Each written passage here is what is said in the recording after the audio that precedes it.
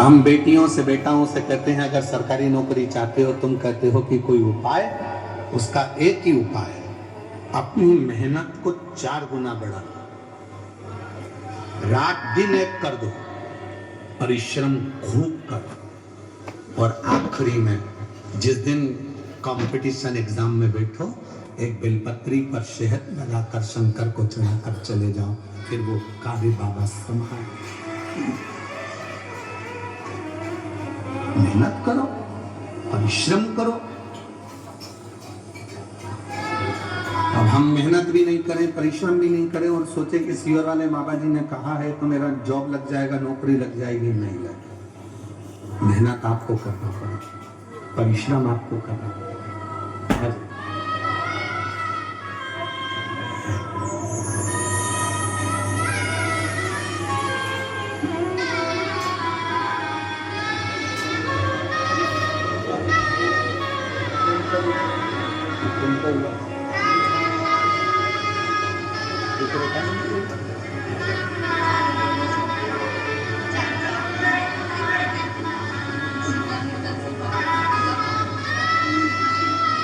यही माँ है जिनको डॉक्टर ने कैंसर बता दिया था और चारों बेटियां माँ को लेकर सीहोर पहुंच गई, कंकर शंकर पूजन करके रुद्राक्ष लेकर आ गई, जांच भी कराती रही, दवाई भी कराती रही, जो जो डॉक्टर बोला सब कराया, और आखिरी में हिम्मत करी तो पूरी रिपोर्ट नील आ गई और सारी गठा निकल गई। रोते नहीं, आंसू पोछो, पहले आंसू पोछो, अच्छे खुश होकर जाओ। इतनी अच्छी आपकी बेटियां हैं, आपको संभाल ली, और क्या चाहिए? बस शिव जो जैसी भावना वो वैसा ही फल पाया, नहीं खाली उसे लौटाया, वो मन हर्षाया, कर दिया माला मान काशी वाले रे, लुटा दिया भंडार काशी वाले रे, लुटा दिया भंडार काशी वाले रे, कर दिया माला माल काशी वाले। जिस विचार को तुम्हारी चित्त वृत्ति में तुम लेकर आओगे, तुम वैसे सोच लिया कि सरकारी नौकरी करना है, मिलेगी, मेहनत करना पड़ेगी, परिश्रम करना।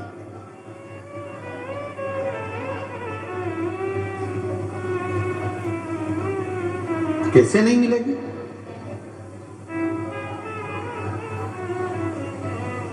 सूरत की कथा में एक बात कही थी कि दुनिया में कोई ऐसा सिंहासन नहीं है और कोई ऐसी कुर्सी नहीं है जिस पे तुम नहीं बैठ सकते।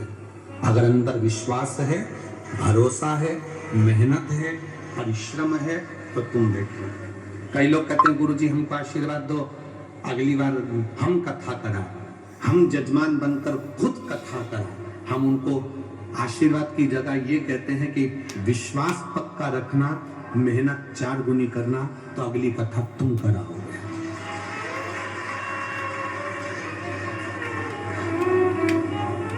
हम मेहनत ही ना करें, परिश्रम ही ना करें और सोचें कि सब कुछ मिल जाए, तो नहीं मिल सकता। सीहोर वाले महाराज जी के पास में ऐसी कोई ना तो भभूति है, सीहोर वाले महाराज के पास ना कोई ऐसा टोना है, ना कोई ऐसा टोटका है कि हम तुमको दे दें और तुम्हें गड़ा हुआ सोने के हंडे मिल जाए।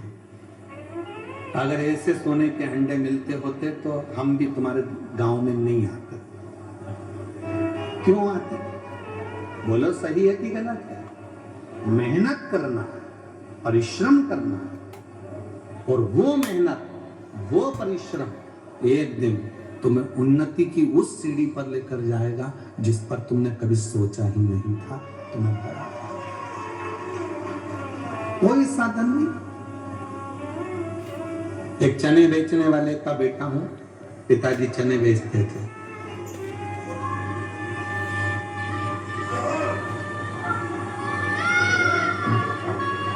जब हमारे पिताजी चने का ठेला लगाते थे, उनकी आंख में मोतियाबिंद हो गया था।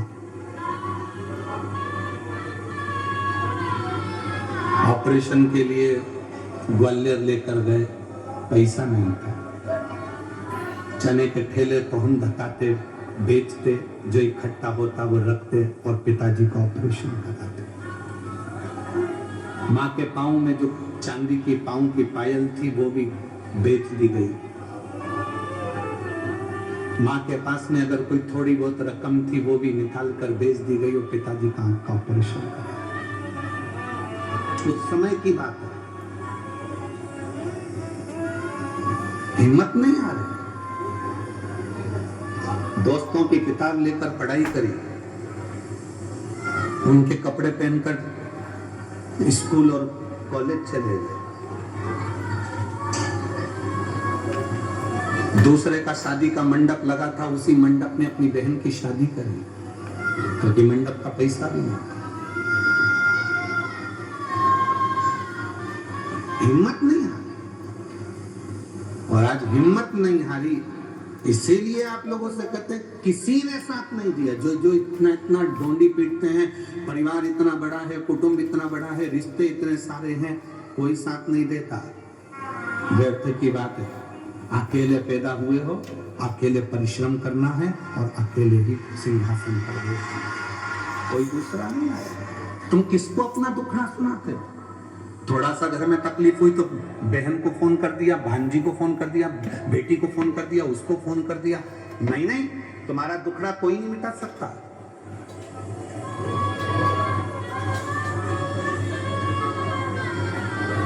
अगर तुम अपनी बेटी को फोन करके भी बोल दोगे कि तेरी भाभी परेशान कर रही है, कौन सी ननंद है, तो छाती पर आकर कह दे, भाभी तुम मेरी बहन मम्मी से क्यों लड़ रहे हो? दम चाहिए।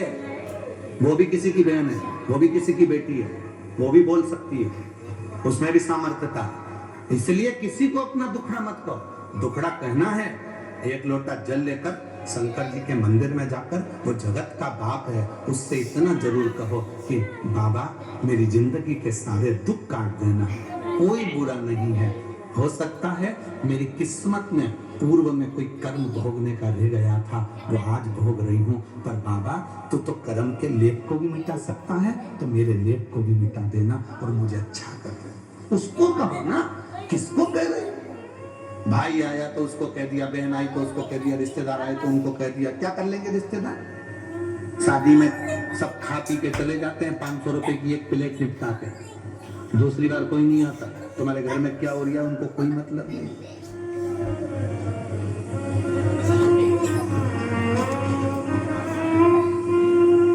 अदालत में जब तलाक का केस चलता है, कोई रिश्तेदार कर खड़ा नहीं होता। बाप खड़ा है, माँ खड़ी है, बेटा खड़ा है, बेटी खड़ी है, बस वही खड़े हैं, बाकी का कोई नहीं आता। कौन आएगा?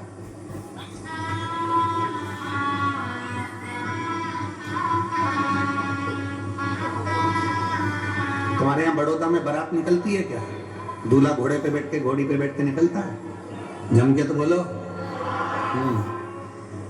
नाचने वाले घोड़ी के पीछे नाचते हैं कि आगे? आगे। ठीक है। और मरने के बाद अर्थी निकलती कि नहीं निकलती? निकलती है। परिवार वाले आगे नाचते हैं कि पीछे? जितने परिवार वाले रिश्तेदार होंगे, शादी में, खुशी में सब आगे होंगे, और दुख आया तो सब पीछे होंगे। अकेले आगे चलना है, अकेले आगे। खुशी है तुम्हारे यहाँ, धन है तुम्हारे पास में, बहुत खुशियां हैं, सारे रिश्तेदार आगे आगे नाचेंगे। मैं रसगुल्ला ला दूं, मैं जलेबी ला दूं, मैं ये ला दूं, मैं वो ला दूं, मैं ये कर दूं, कपड़े पहना दूं, चेन पहना दूं, अंगूठी पहना दूं। सारे रिश्तेदार आगे आगे आगे आगे आगे आगे। खुशी है तो, और दुख आया सब पीछे। बात करते करते जा रहे, कितना अच्छा था, निपट गया। गया। कौन आया? कौन आया? फिर तो कह देंगे देखो हम मरे का भोजन नहीं करते इसलिए हम 12वें में नहीं आते। और वही मरा हुआ व्यक्ति का धन खा गए, संपदा खा गए। तेरे पास में मेरा लड़का देकर गया था, इतना पैसा नहीं दिया तो तू लौटा दे। वो देने का नाम नहीं। हम 12वें का भोजन नहीं खाते हैं, बाकी का सब खा जाते हैं, बस वो ही नहीं खाते।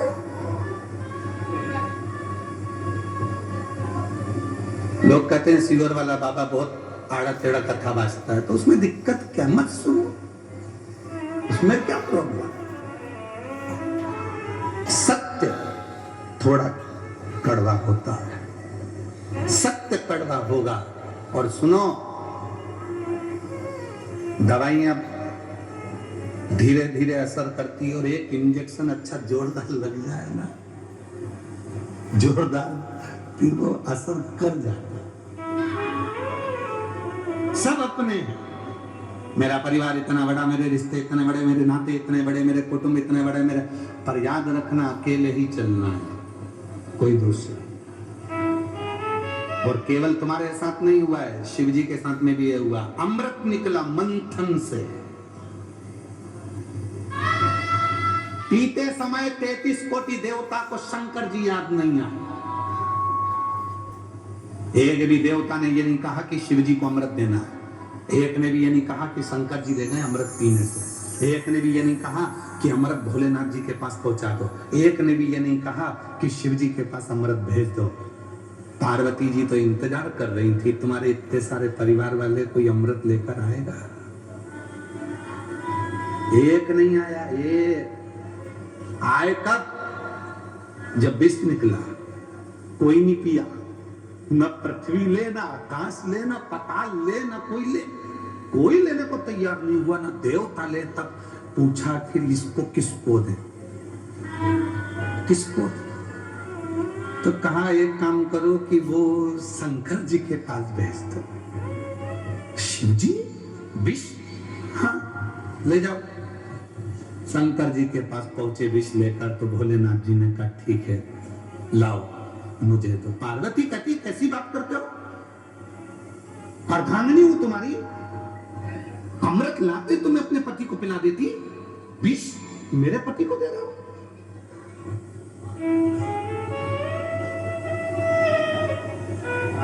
पार्वती जी सामने खड़ी हो गई, मेरा पति विष नहीं पिएगा।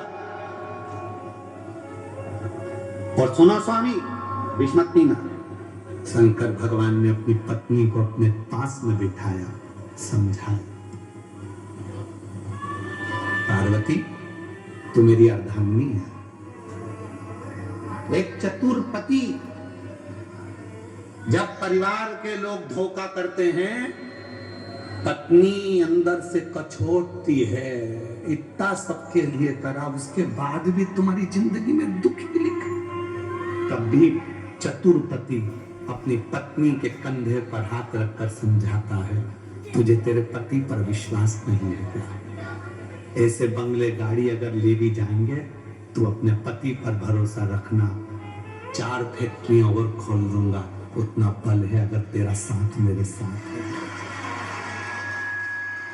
अगर तेरा साथ मेरे साथ है तो 4 फैक्ट्रियां, 4 दुकान और खोल दूं। बच्चों का क्या होगा तो उसकी चिंता मत करो। मैं जब आया था बड़ौदा में तो मेरे पास भी कुछ नहीं था, उसी ने तो मुझे दिया है। अगर ये खा भी लेंगे तो मेरे ललाट पर लिखा हुआ कोई नहीं लेकर जाएगा, वापिस जोड़कर आगे बढ़ जाऊंगा, जाने दो।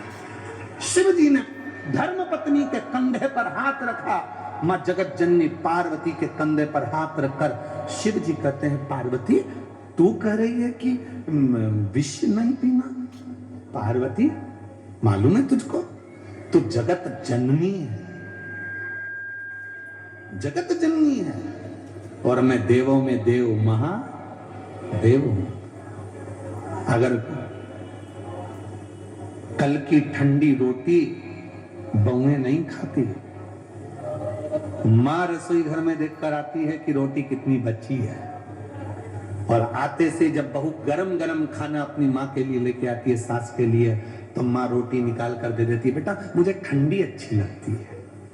क्या माँ को ठंडी रोटी अच्छी लगती है? नहीं, सब गरम खा रहे हैं तो सास को भी गरम रोटी अच्छी लगती है, पर उसको मालूम है टिफिन में रखी है, बाद में फेंका जाएगी, कहीं बाहर जाएगी, कोई को देना पड़ेगी, उससे अच्छा है ठंडी रोटी मैं खा लूं।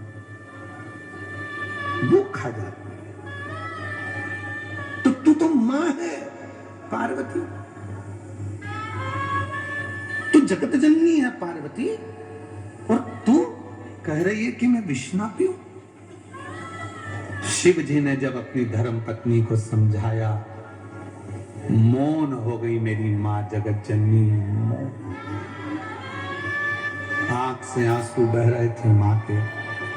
शिव जी बोलते हैं, एक बात बोलूं पार्वती? बोलो। तेरे बिना तो मैं विष भी नहीं पी सकता,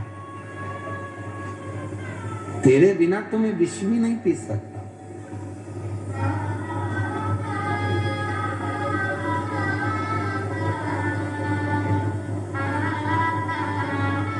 तलाक शब्द मुसलमानी शब्द है।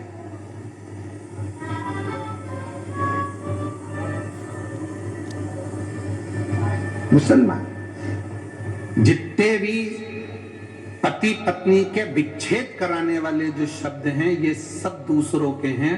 हमारी भारतीय परंपरा में, सनातन धर्म में एक भी ना तो मंत्र ऐसा है, ना कोई साधना ऐसी है, और ना कोई नियम ऐसा है कि पति पत्नी को कोई अलग कर सके। पति पत्नी 7 जन्म तक एक दूसरे के हैं, बस उनके विचार मिलने चाहिए। ये सब शब्द दूसरों के हैं।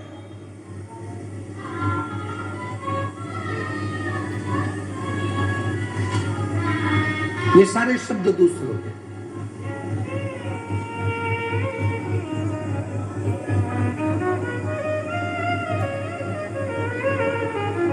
क्यों चिंता करते हो? तू बोल, मैं तेरे बिना तो विष भी नहीं पी सकता पार्वती, तू बोलेगी तो मैं विष पीऊंगा। ठीक है। पार्वती जी ने कहा, गणेश जी, कार्तिकेय, अशोक सुंदरी, जया, विषहरा, शामली बारी, दौतली देव, इन सब बच्चों को दूर कर दो, नंदी को भी दूर कर दो, तब विष पीना। इनको मालूम पड़ेगा कि हमारे पिताजी को देवताओं ने विष दे दिया था और खुद ने अमृत पी लिया था, तो इनके मन में गलत भाव आ जाए। दूर करो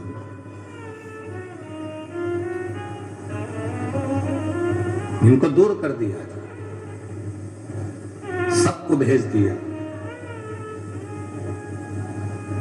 गणेश जी चले गए, अष्टविनायक बनकर बैठ गए। कार्तिकेय गए, श्री सेलम पर जाकर बैठ गए। अशोक सुंदरी काशी में जा गई। जया, विषहरा, शामली बारी, दौतली देव हरिद्वार पहुंच गए। सब चले, नंदी बचा था। शिव जी ने कहा, नंदी विष पीऊंगा, तुझे अच्छा नहीं लगे, तू जा।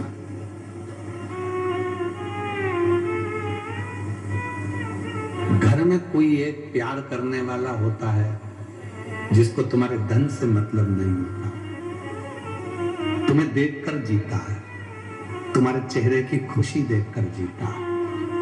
शिव जी के चेहरे की खुशी देखकर जीने वाला एक ही था, वो था देवती देव महादेव का नंदी। इसलिए आज भी मंदिर के बाहर उनका चेहरा देखता रहता है बैठकर। वो जीना से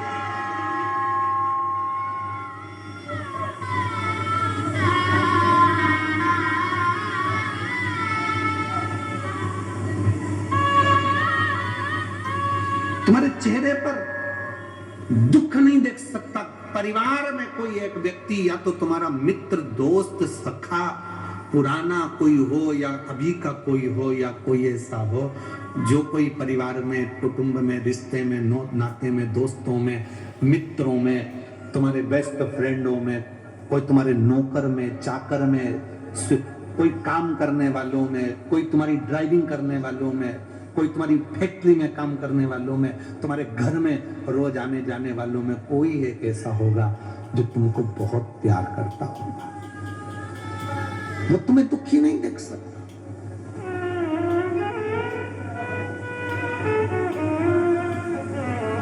नंदी जाओ। नंदी कहते मैं नहीं जाऊंगा, तुम विष पियो। पार्वती जी ने पूछा तो शिव जी का कहना नहीं मानेगा? नहीं। विष पीने के बाद हो सकता है इनको चक्कर वक्कर आ गए, गिर पड़ गए तो मुझे लेके भगना पड़ेगा ना हॉस्पिटल। ड्राइवर का होना और गाड़ी का होना तो जरूरी है ना। शिव जी मुस्कुराकर बोले मैं विष पीऊंगा, थोड़ा बहुत गिर गया तो नंदी बोले आपके पास रहकर चिंता मत करो, थोड़ा बहुत अगर विष नीचे गिर भी गया, आप चाहते हो ना किसी को नहीं मिले, मैं बैठा हूं, जो गिरेगा ये नंदी चाट जाएगा, नंदी चाटेगा, आप चिंता मत करो। कभी कभी जिंदगी में ऐसा समय आता है जो सज्ञ हैं वो 500 रुपए नहीं देते। जिस ड्राइवर ने, जिस वर्कर ने, कोई मित्र ने, जिसके पास कुछ भी नहीं था, जो तुमसे प्यार करता है, वो कह देता है साहब चिंता मत करना, आप आंटी जी चिंता मत करना, मैं तुमको लाकर देता हूं, तुम तो तुम्हारा काम करो, बेटा तुमको पढ़ाई करना है, कोई नहीं देगा ना, मैं दे दूंगा, तुम चिंता मत करो। साधारण व्यक्ति जिससे सोचा ही नहीं था, प्रेम था उसके अंदर, उसने अपनी तनख्वाह में से, अपनी जेब में से लाकर दे दिया, ये लो, दुखी मत, दुखी मत। नंदी तुम विष पियो, गिरेगा, मैं चाहता।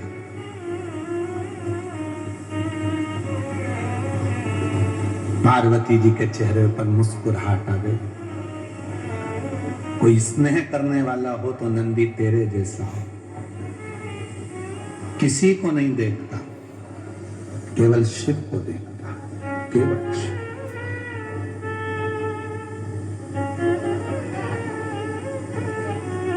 केवल शिव को, उसके सिवाय किसी को। शंकर की ओर उसका मुख होता है और शिवलिंग की ओर देखता रहता। देख,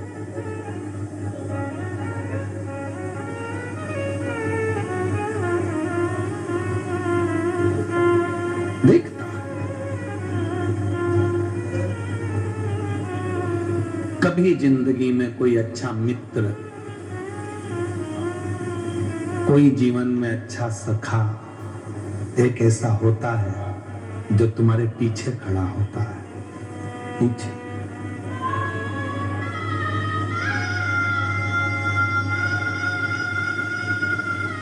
कोई जिंदगी में कोई अपना एक ऐसा हो जाता है जो तुम्हारे पीछे खड़े होकर तुम्हें हिम्मत देता है, घबराना मत, हमें।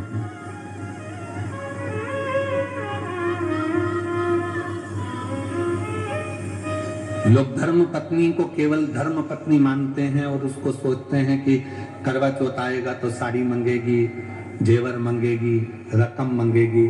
कभी विचार करना, वो जेवर, वो साड़ी, वो रकम अपने लिए नहीं मांगती है। उसको मालूम है जिस दिन मेरे पति पर अगर थोड़ा भी दुख आया तो मेरे जितने जेवर हैं वो इसी के काम आने वाले हैं, मेरे लिए इसी के काम।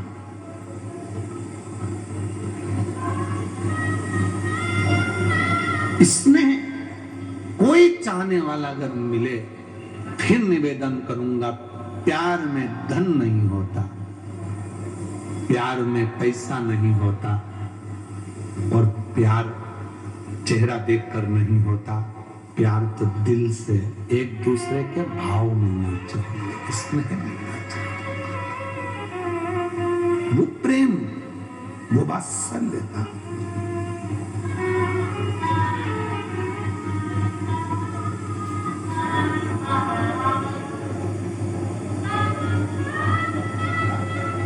हम जिन मित्रों की किताब लेकर पढ़ते थे, हम जिन मित्रों के कपड़े पहनकर स्कूल चले जाते थे, उन मित्रों के भी रिश्तेदार कहते थे तेरे कपड़े मत दिया कर इसको।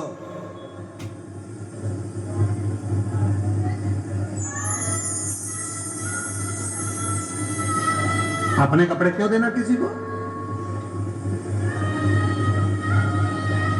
उसके घर में खाने का नहीं है, तू उसके कपड़े पहनेगा तो तेरे घर में भी कुछ नहीं बचेगा।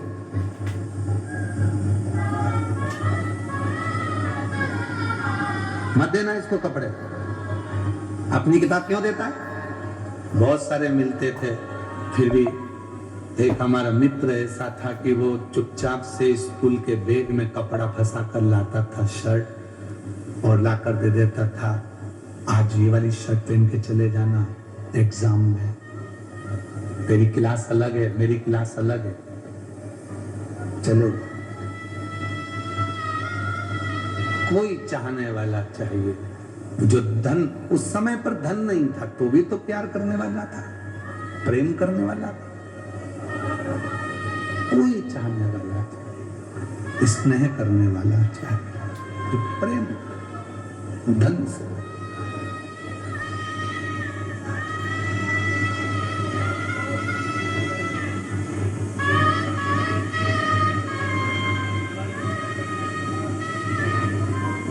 महाराज जब स्नेह पार्वती जी ने देखा शिव जी को कि शंकर भगवान विष पीने की तैयारी में है, पार्वती जी ने विचार कर लिया मेरे पति विष पिएंगे, मैं क्या करूं? आद्य शक्ति जगत जननी जगदम्बा दुर्गा भवानी जैसे ही शिव विष पी रहे थे, पार्वती जी उनके कंठ में जाकर बैठ गई। मां पार्वती कंठ के अंदर विष को नीचे उतरने ही नहीं दिया। उतरता तो मरते ना, उतरा ही नहीं। पार्वती कंठ में बैठी है, वो विष उसी गले में घूम रहा है, नीचे नहीं जा रहा। अगर विष नीचे चले जाता तो शंकर पूरे नीले पड़ जाते, पर उनका केवल कंठ नीला पड़ा, इसलिए नीलकंठ महादेव। नीचे ही नहीं गिरने दिया, विष को जाने ही नहीं दिया, कंठ पर रोक दिया। मेरी जीजियों, मेरे जीजाओं, घर की एक धर्म पत्नी केवल ऐसी होती है, तुम्हें लगता है कि वो घर में रहती है तो बहुत ऐश और आराम की जिंदगी जीती है। तुम दुकान पर सर्विस में नौकरी पर रहते हो तो तुम्हें लगता है कि मैं ही थकता हूं, केवल मैं ही थक रहा हूं, और वो ऐश की जिंदगी जी रही है। एक धर्म पत्नी अगर सच्ची है ना, तुम्हारे लिए भोजन भी बनाती है, बच्चों का टिफिन भी बनाती है, पढ़ाती भी है, बुजुर्ग माँ बाप की सेवा भी करती है, और शाम को तुम्हारी दुकान से आने का, ऑफिस से आने का इंतजार भी करती है, भोजन भी बनाकर फिर रात्रि को तुमको देती है। उसका समर्पण, लोगों के ताने भी सुनती है, विष भी पीती है।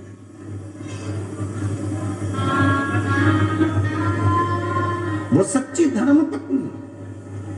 केवल विवाह हुआ, शादी हुई, एक आध बच्चे हो गए, 84 बात खड़ी हो गई और उसके पीछे तलाक हो रहा है, तो समझ लेना कि तुमने अपनी जिंदगी को भी सही जिया ही नहीं। और तुमको लगता है कि इस लड़के से तलाक ले लूंगी, दूसरी शादी कर लूंगी, या मैं इस लड़की से तलाक ले लूंगा, दूसरी शादी कर लूंगा। हो सकता है कि आने वाला समय कैसा, उसको निभाओ, समझो क्यों विवाद हो रहा, किस चीज के लिए, थोड़ा निभाओ, साधु। हाँ, कोई धन का ही मीत है पैसे से ही प्रेम है तो फिर तलाक भी हो सकता है। और धन का मीत नहीं है, केवल प्यार चाहता है, केवल प्रेम चाहता है, तो फिर पैसे को बीच में मत लाओ, धन बीच में।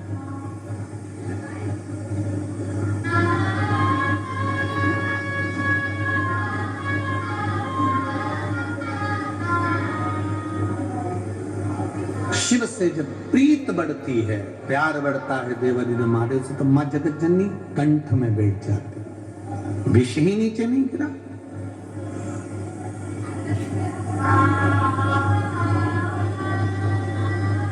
थोड़ा सा 2-4 बूंद नीचे गिरा तो मेरे नंदी ने उसको साफ कर दिया, आने ही नहीं दिया नीचे विश्व। पति से ज्यादा धर्म पत्नी को विष पीना पड़ता है। ताने किसको सुनना है? धर्म पत्नी को। घर में बच्चे नहीं होते ना, बेटे से कोई नहीं कहता, सब बहू कोई कोसते हैं, बच्चे ही नहीं हो रहे, बच्चे ही नहीं हो रहे, बच्चे ही नहीं हो रहे, संतान ही नहीं है। पति को कोई बांझा नहीं कहता, औरत को ही लोग बांझ कहते हैं। पति का तो कोई नाम ही नहीं लेता, कि कभी आज तक सुना कि इसको बच्चे नहीं होते, बांझा है। और पत्नी को कह देंगे, कोस कोस के मार देंगे, बांझ है, बच्चे नहीं है, संतान नहीं है। मौसी आई तो के, मामी आई तो के, भाभी आई तो के, ननंद आई तो के, बच्चे नहीं है तो तुम्हारा दे दो, लग जाओ। बच्चे नहीं है, बच्चे नहीं है, बच्चे नहीं है, पति से कोई नहीं कह रहा। सारे दोष स्त्री को, सब विष उसको।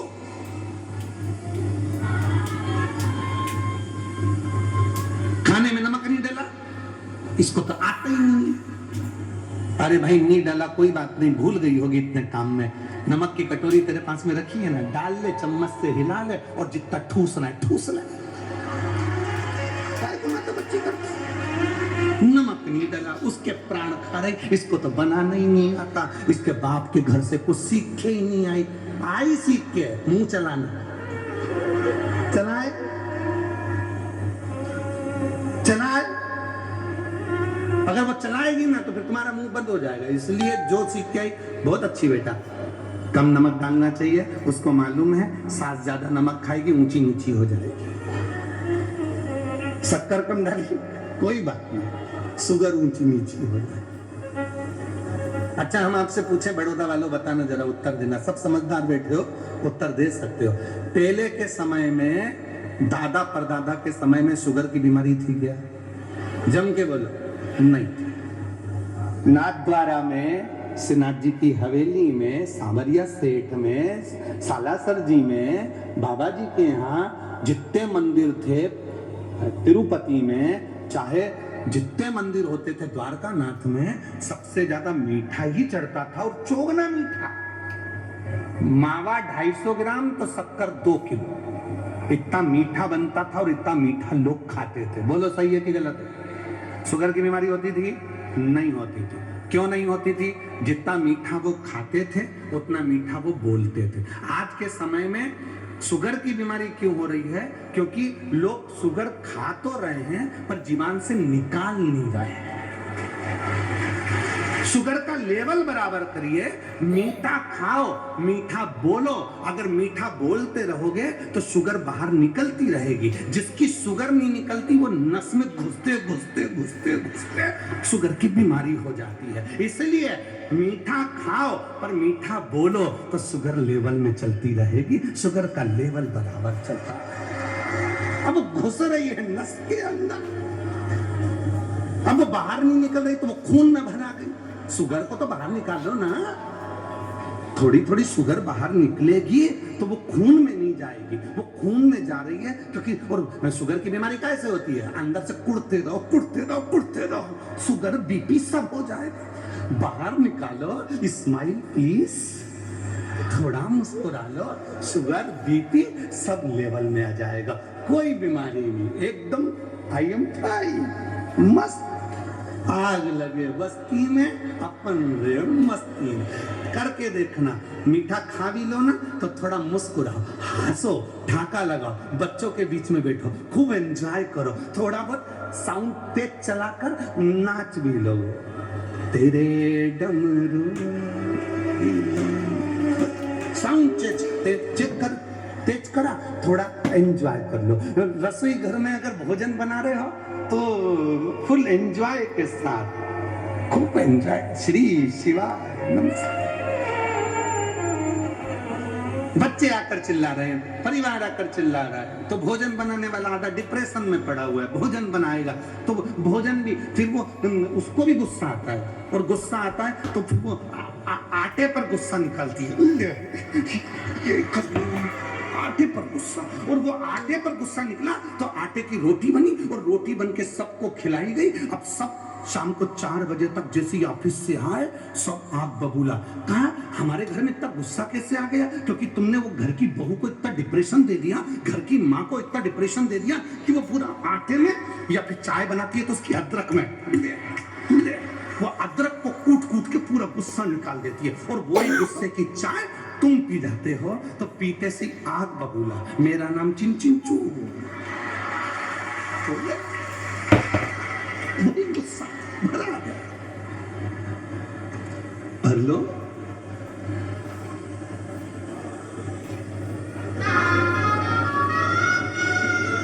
उसको सुखी रखो। तुमने अगर मेरी जीजी को सुखी रखना चालू कर दिया तो जी जाओ, तुम्हारी तो बल्ले बल्ले हो जाएगी पक्का। तुम उसको सुखी रखो, खुश रखो, ठीक है जो है, तू अच्छी रहेगी। पार्वती मैया कंठ में बैठ गई, विष नीचे नहीं आने दिया, विष नीचे नहीं दिया, गिरे कैसे?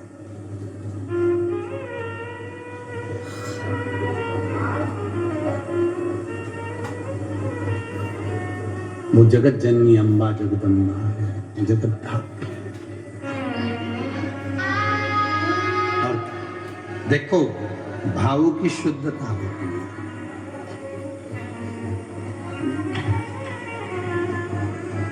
अगर दिल में अगर परमात्मा बसा है तो तुम फिर कहीं पर भी बैठकर उसको बस सकते हो। कहीं वो एक गुजरात का एक गीत बड़ा सुंदर था, उसमें वो माताएं ने, जिनने भी वो गीत गाया है, उसमें बहुत पहले वो गीत चलता था कि पंछी ढारे उड़ी ने जाए जे पावागढ़ रे, और माँ काली ने जय ने कीजे गरबा।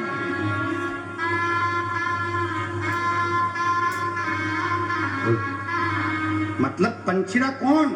ये मन उस जगत जननी के चरणों तक।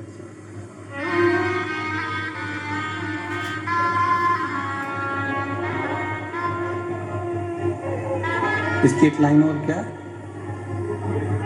जय ने कीजिए गरबा के में। हमारा गाँव का सुनार भाई जल्दी हमारा गाँव का सुनार भाई बेगा, मारी माँ काली के लान सुंदर पाए, सुंदर बढ़िया लाओ रे, सुंदर लाओ जल्दी लाओ, बढ़िया लाओ रे, मारी माँ काली से गरबा खेलेंगे रे, माँ काली से गरबा खेलेंगे। पंछीड़ा पंछीड़ा पंछीड़ा पंछीड़ा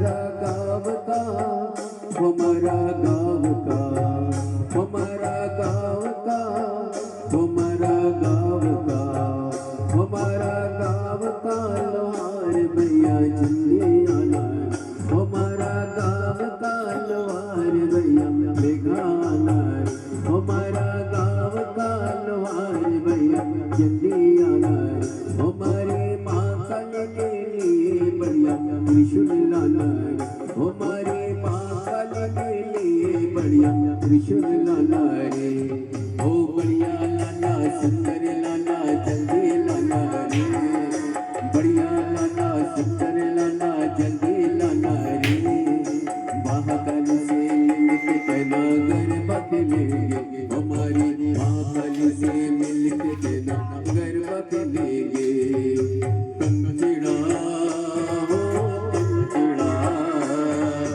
पंचड़ा हो पंचड़ा।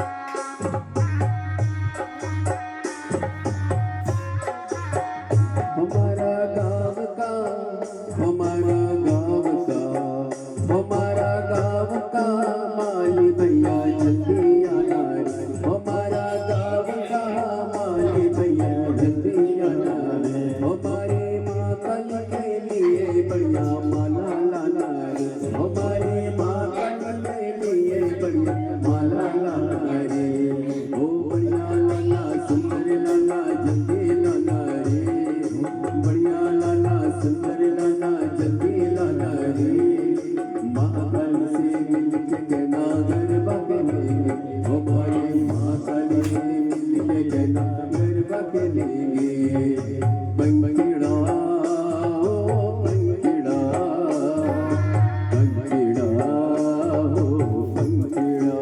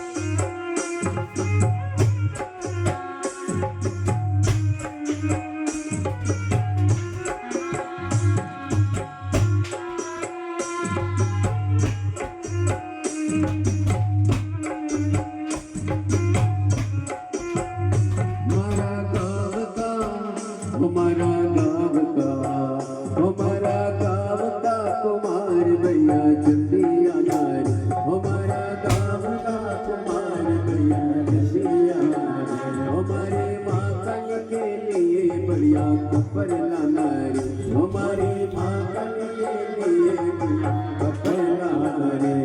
ओ बढ़िया लाना, सुंदर लाना, जल्दी लाना रे, बढ़िया लाना, सुंदर लाना, जल्दी लाना रे। माँ काली से मिल के कहना गरबा गिरे, हमारी माँ काली से मिल के कहना गरबा गिरे। पंचड़ा हो पंचड़ा, पंचड़ा हो पंचड़ा, पंचड़ा हो पंचड़ा, पंचड़ा हो पंचड़ा, पंचड़ा हो पंचड़ा।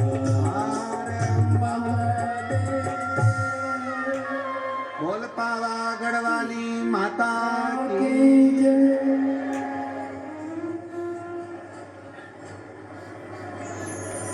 विराजो, बैठ जाए सभी। बड़े भाव से कथा चल रही है 7 दिवसीय शिव पुराण बड़ौदा गुजरात में। आज विराम का दिन है। दिल से प्रार्थना करो बाबा से, जहां जगह मिले वहां बैठकर बाबा को अपने मन का भाव कहिए। ये कथा आज 22 जनवरी को विराम होगी। 27 जनवरी से 31 जनवरी तक 5 दिवसीय शिव महापुराण की कथा। सतुआ बाबा शिविर, खाक चौक, महावीर मार्ग, पाटन पुल नंबर 1, माघ मेले में 1 बजे से 4 बजे तक 5 दिन चलेगी। पूरे महीने भर तो आप और हम प्रयागराज की भूमि पर कल्पवास नहीं कर सके, पर 5 दिन रहकर इस पवित्र कथा का लाभ लेंगे और कल्पवास का फल पाएंगे। उसके बाद में कथा 11, 12, 13 तारीख को डबरा मध्य प्रदेश में 3 दिवसीय शिव पुराण की कथा है। डबरा, दतिया, झांसी, बीना, ग्वालियर के पास के सभी शिव भक्तों से निवेदन है, आप लोगों को मौका नहीं मिल पाता है, 3 दिवसीय शिव पुराण आपको मिल रही है डबरा में, तो 1 बजे से 4 बजे तक वहां भी कथा का लाभ लेकर अपने जीवन को धन्य बनाए। फिर रुद्राक्ष महोत्सव, जो मेरी जीजियों का मायका है कुबरेश्वर धाम, ऐसे पवित्र भूमि पर पूरे साल लोगों को इंतजार रहता है उस रुद्राक्ष महोत्सव का दर्शन करने का, जहां 14 फरवरी से 20 फरवरी तक रुद्राक्ष महोत्सव रहेगा।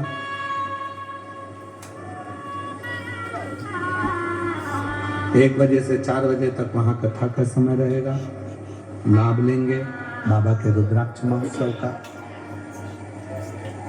15 फरवरी को शिवरात्रि है, तो ग्रीन शिवरात्रि के रूप में उसको मनाएं।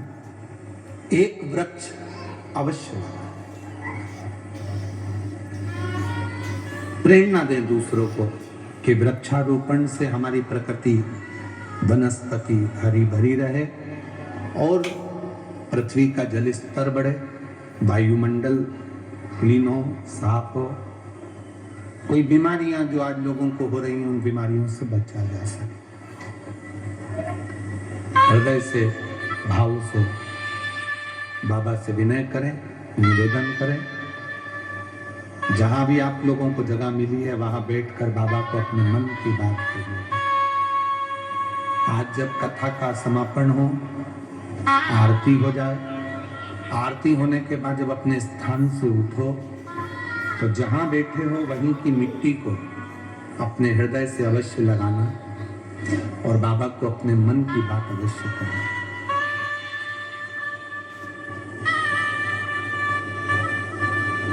साथ में बाबा से प्रार्थना करिएगा, साथ में बोलिएगा, दिल से बाबा को नमन करिएगा, विनय करिएगा।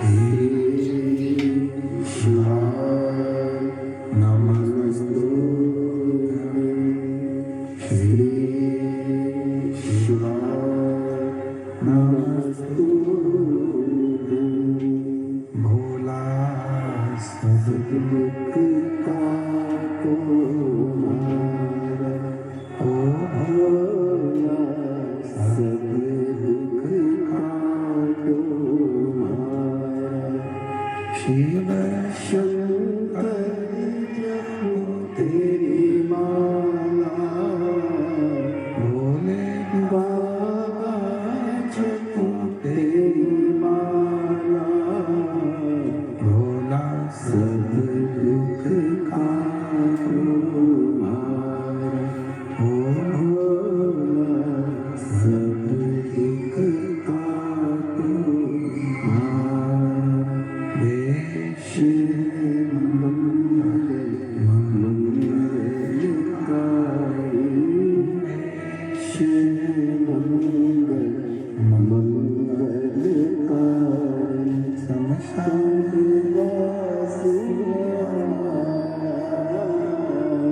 शमशान वासिया, ओ भोला सब दुख काटो मारा, ओ भोला सब दुख काटो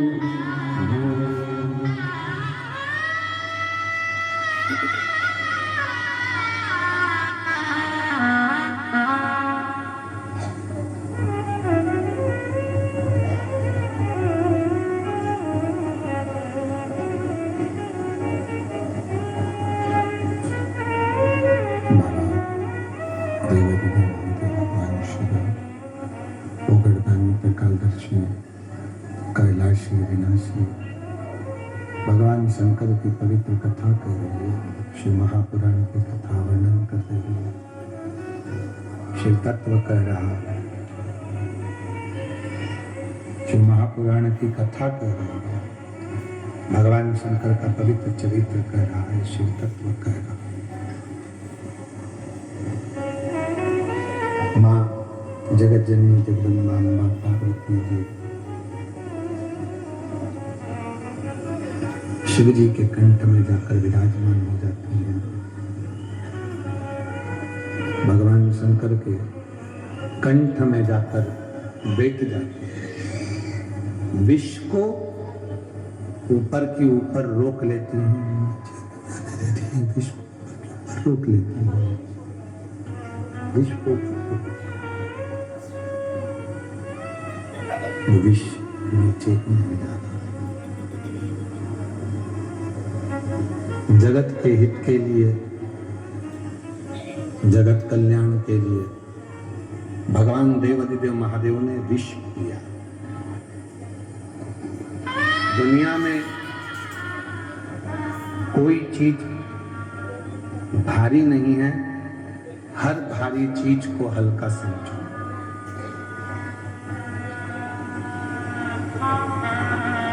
छत्रपति वीर शिवाजी का प्रसंग एक आता है। जीजाबाई ने सामने देखा था कि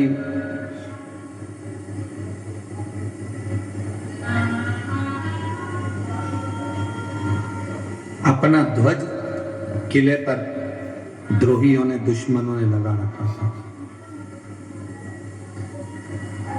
और जीजाबाई ने छत्रपति वीर शिवाजी से कहा था कि ये ध्वज अच्छा नहीं है, इस ध्वज को निकाल।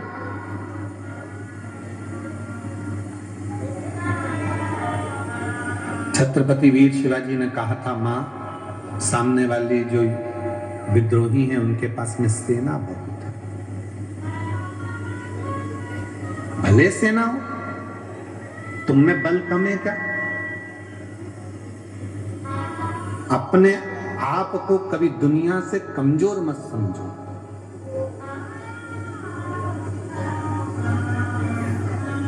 अपने आप से दुनिया से कभी कमजोर ना समझो।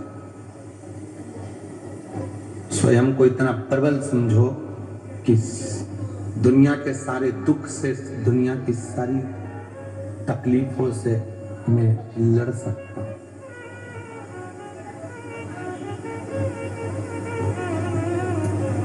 एक कथा आती है शिव महापुराण के अंदर की तारकासुर जिसने वर मांगा था कि मैं मरूं तो शिव जी के पुत्र के द्वारा मरूं। आवाज को सेट करिए, आवाज